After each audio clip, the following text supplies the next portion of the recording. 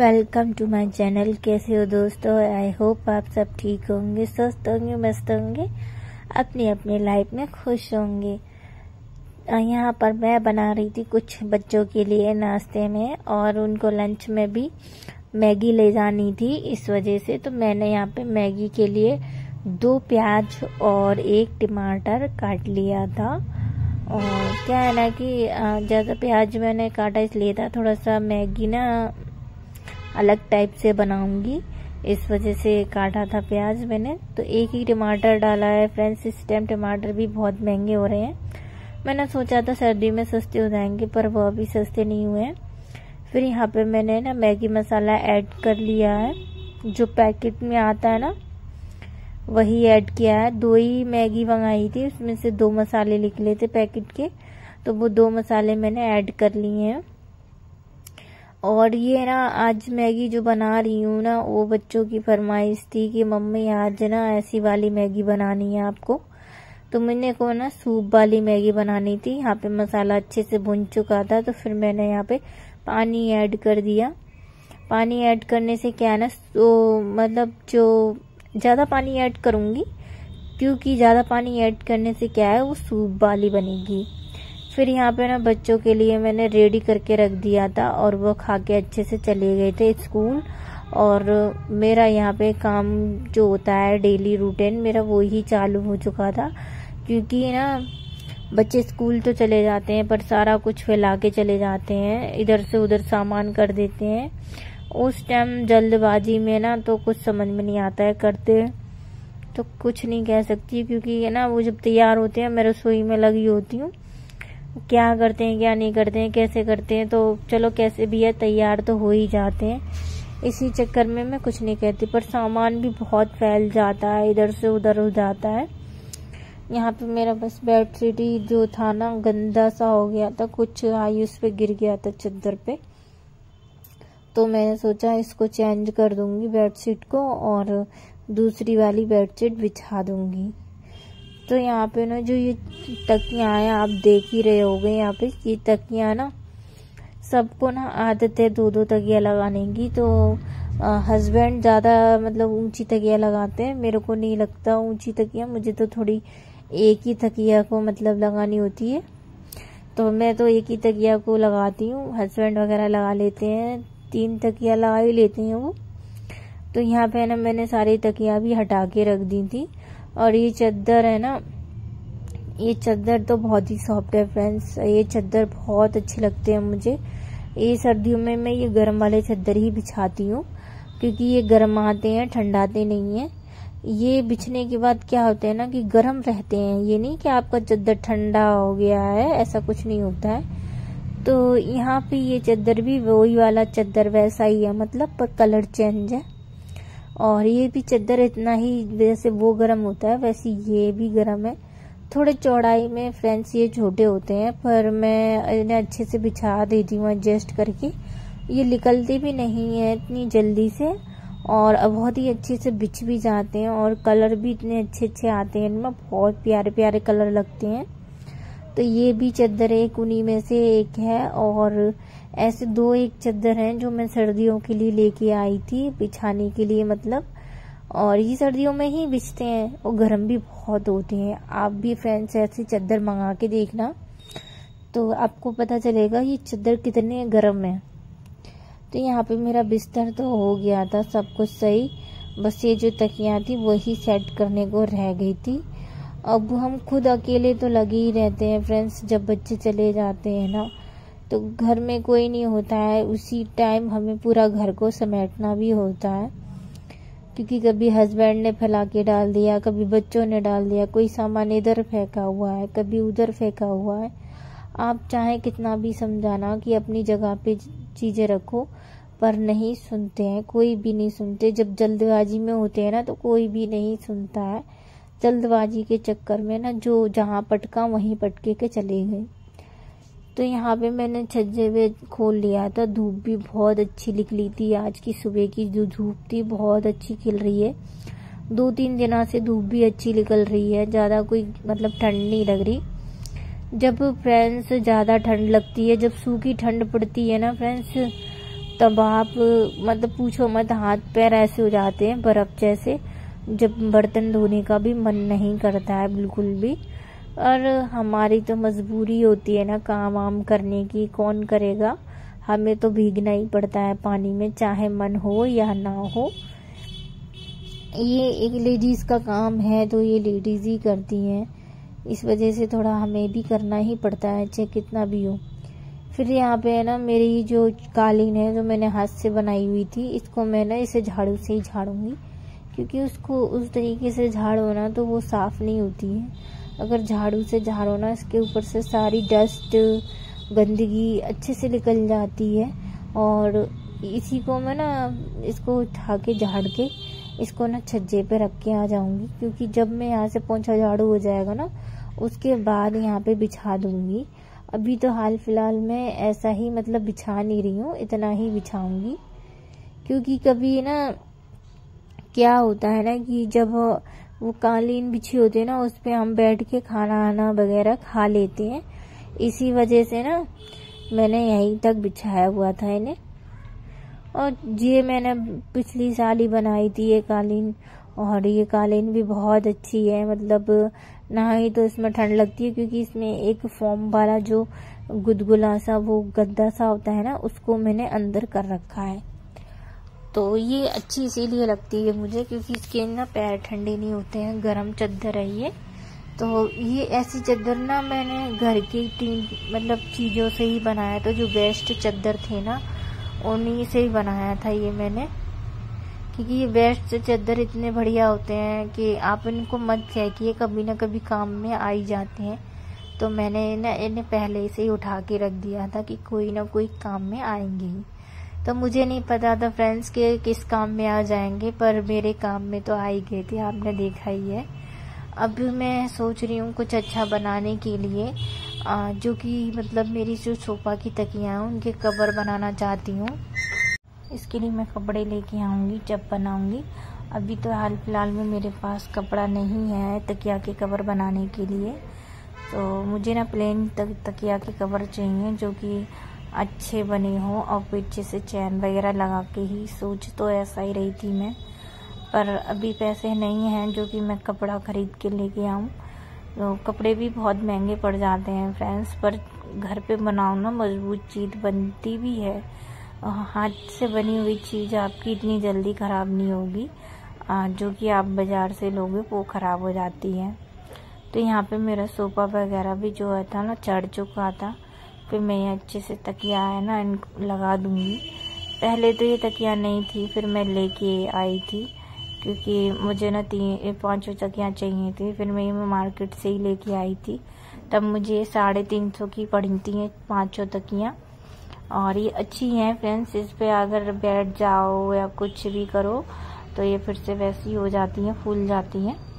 तो यहाँ पे फिर मेरा ना सारा काम बस हो चुका था, बस ये झाड़ू वगैरह जो भी है वो मैं लगाने लग गई थी। सोफ़ा वगैरह के नीचे से मैंने अच्छे से निकाल लिया है। फिर मैं अंदर रूम में भी आई थी, रूम से मैं ना इधर उधर से जो भी कूड़ा है ना उसको भी निकाल लूँगी, क्योंकि ना अभी जब हम धीरे धीरे झाड़ू लगाते हैं ना, जैसे कोने छत्रों में कूड़ा रह जाता है ना, तो मैं इनको अच्छे से इनमें से निकाल लूँगी पहले से ही, और फिर सीधे सीधा झाड़ू रह जाता है। जब कभी होता है तो कभी कूड़ा गंदगी हो जाती है, वरना नहीं होती कभी कभी। फिर मैं आई थी छज्जे पे, यहाँ पे पत्तियों का भी मतलब था, कचरा बहुत गिर रहा था, तो मैंने उनका भी कचरा जो था ना अच्छे से निकाल लिया था। जो सूखे पत्ते होते हैं और वो गिर जाते हैं नीचे, तो इनको भी हम अच्छे से झाड़ के ले आते हैं।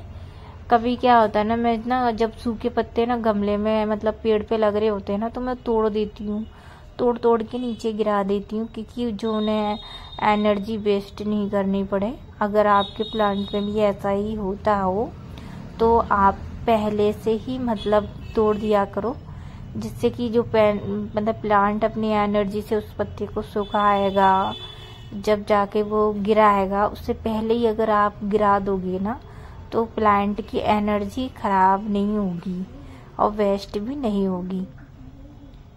तो फिर यहाँ पे भी छज्जे पे भी अच्छे से झाड़ू लग चुका था, मैंने रूम से भी अच्छे से निकाल के ले जा रही हूँ।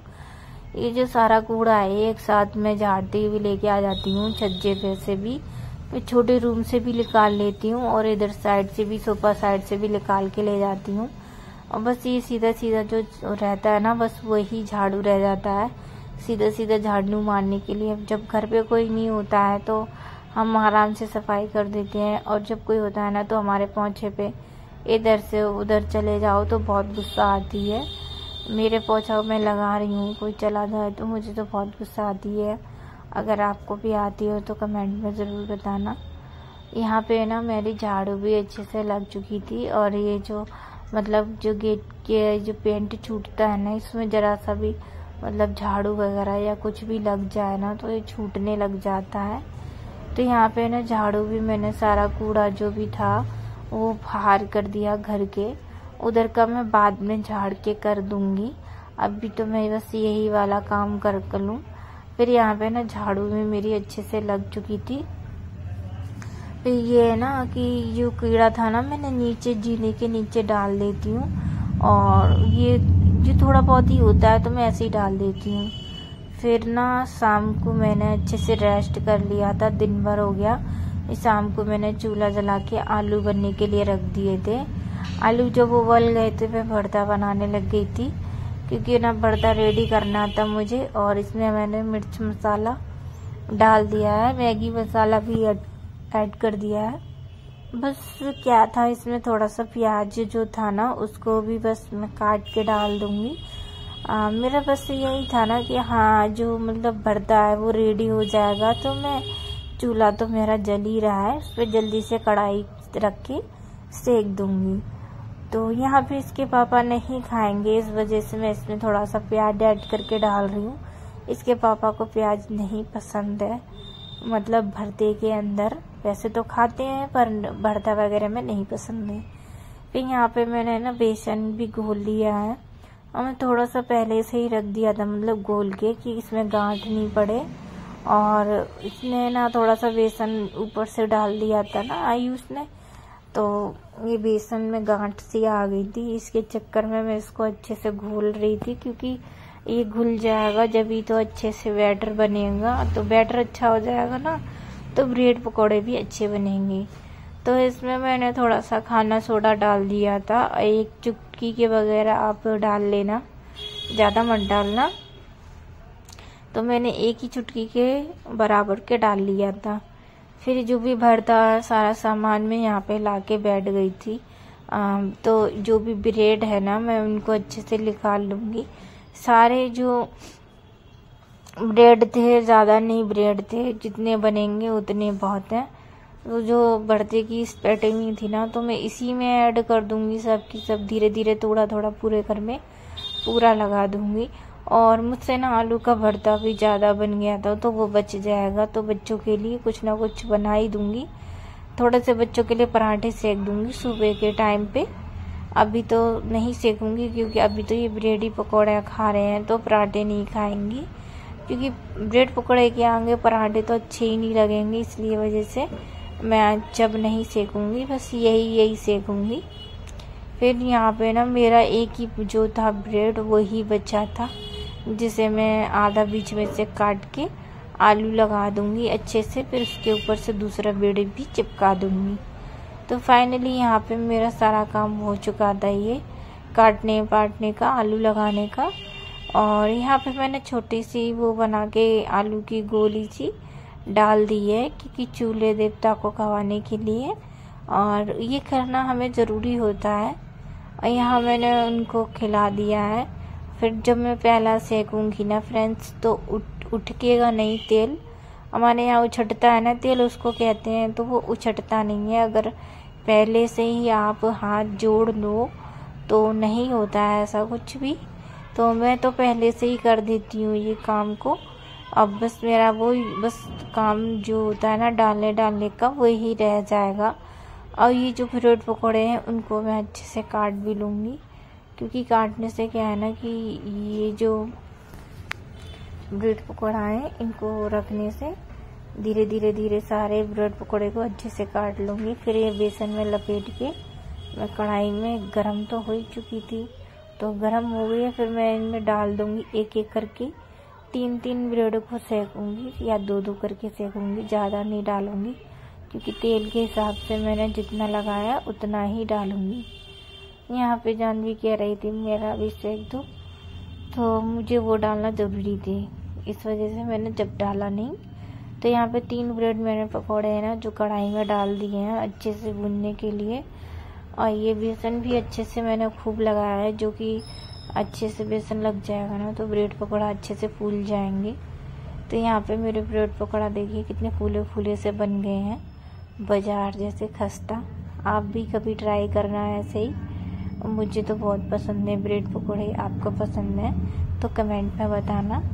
यहाँ मेरी चूल्ही भी अच्छी जल रही थी, मैंने सबसे मोटी वाली लकड़ी जो थी उसको जला लिया था और जल भी अच्छी से रही थी, जितनी चाहिए मुझे उतनी हिसाब से जल रही थी। तो ये देखिए मेरे ब्रेड पकौड़ा कितने अच्छे बन रहे हैं और बच्चों को बहुत पसंद है। सॉस के साथ या आप चटनी के साथ इसे खा सकते हैं। मेरे को तो सॉस के साथ अच्छे लगते हैं, आपके किसके साथ अच्छे लगते हैं बताना। तो ये ब्रेड पकौड़े मेरे बन चुके हैं, ये सिक जाएंगे तो मैं इनको कढ़ाई में से थोड़ी देर से उतार के रख दूँगी। अभी तो मैंने इसमें थोड़ा सा डाले थे, एक पकौड़े सूखने, बस 2 या 3 रह गए थे ब्रेड पकौड़ा बनने के लिए, बाकी के सारे बन चुके थे, यही थोड़े रह गए हैं। ये भी जो 2 ब्रेड पकौड़ा है, गैस हो गई थी थोड़ी, गैस मतलब चूल्हा हो गया था, तेज़ जल रहा था और तेज़ जलने की वजह से वो जल्दी जल्दी सीखने लग गए थे। तो मैं बार बार आगे मतलब आँच में पानी डाल रही थी, पर वो बार बार और तेज़ जलती जा रही थी, कम नहीं हो रही थी। इसलिए मैंने सोचा कि उन्हें धीरे धीरे मैं इस पर सेकूँगी। तो फिर मैंने ये निकाल लिए थे, क्योंकि बच्चों को गर्म ही गर्म अच्छे लगते हैं, ठंडे नहीं खाएंगे, ज़्यादा गर्म भी नहीं, मतलब जो कि मुँह जल जाए तो थोड़े कम ही गर्म। यहाँ जानवी ने प्लेटिंग कर ली थी। फ्रेंड्स वीडियो अच्छा लगे तो लाइक करना, कमेंट करना। मिलते हैं आपसे अगले